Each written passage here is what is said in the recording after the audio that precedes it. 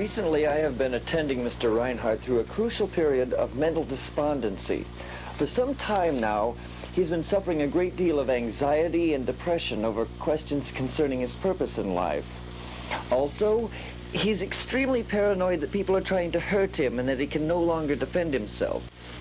At this very moment, his situation has become so aggravated that he refuses to speak to anyone unless they can be reproduced by artificial means so that no threat of physical injury exists. After considerable research, the context of which became this film, I have concluded that Mr. Reinhardt suffers from a serious condition of misplaced priorities. In this film, you will observe a cross-section of people who are familiar with my patient but know nothing about his present condition.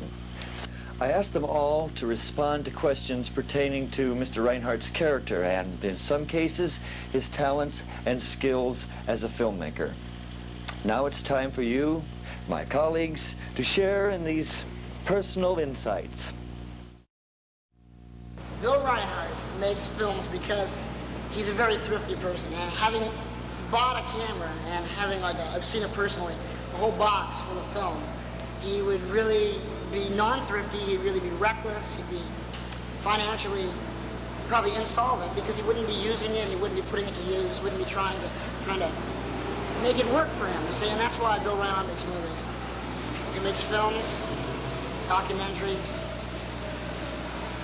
also because I think he's a compulsive individual. He's got this compulsion to use a camera, a compulsion to use the film. He enjoys Lionel model trains. He set up an entire layout in my attic last year and played with these trains endlessly. At the same time, he was a disc jockey at Slabtown Discotheque. He's a filmmaker. He's a weaver of images and sound. He worked at KBOO as the producer of the Radio Lab, which was the famous psychedelic cornucopia that happened every midnight, and there were loyal fans that gathered around their radios to hear the only really good music that was being played in Portland, Oregon during the late 60s and early 70s.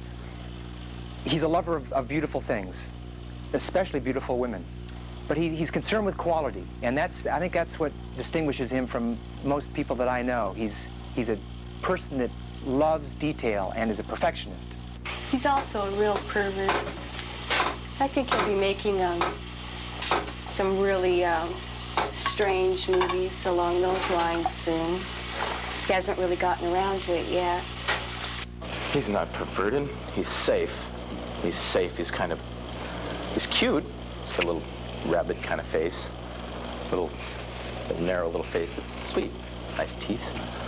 He gives good camera. He's one of my very best friends, but I don't know anything about him. Because he's always on the other side of the camera, even when he's not on the other side of the camera.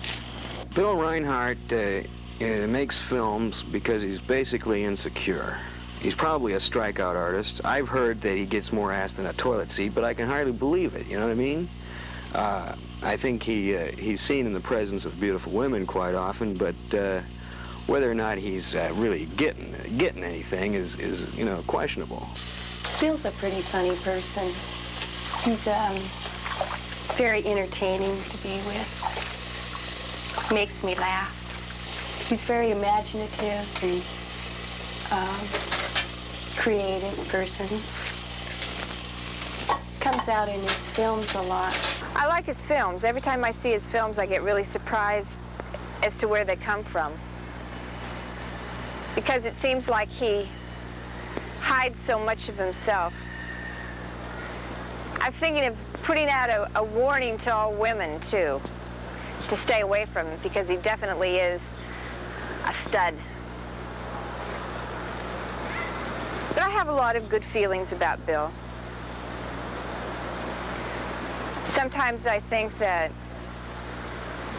I'd like more from him in the way of a friend. But then I don't think he's capable of giving that kind of friendship to me, or to very few people. He likes women, that's for sure. I'd never gone out with him once when he didn't have 14 women mothering him.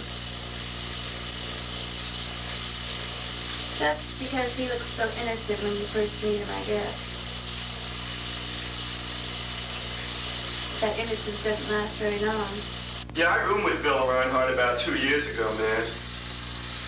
And the thing that was so amazing was the number of women he used to have up to that place. I mean, it was just unbelievable. And he was a disc jockey at the time, and he'd come back from his morning show, you know, and he'd have a different girl under his arm, you know, each day of the week. And then he'd come back after the afternoon show and he'd have another woman under his arm. I mean, in a given week, there maybe were 8, 9, 10 different women who he'd be taking up to the place, you know. It's just really unbelievable to watch. Even one time I remember, you know, he brought a woman back after the morning show and she was up crashing in the attic. And while she was asleep taking a nap, like he brought another woman back, you know, like in the evening. And like the woman who was up in the attic didn't know that Bill was downstairs with the woman who had brought back. And he managed to get the woman down on the first floor out before the woman from the attic even woke up. I mean, it was just complete manipulation. It was unbelievable. I don't know. I suppose about the only thing I could say about Bill Reinhardt and have it coincide would be ego. He had a lot of ego. I personally think it's because he didn't eat meat. He is a real health food fanatic and has a real taboo against anything unhealthy. I think it would be simply wonderful to get Bill in a position, strapped to a chair or something where he couldn't move, and apply him with raw sugar and Cheetos and Twinkies and... Bill's a paradox, like us all.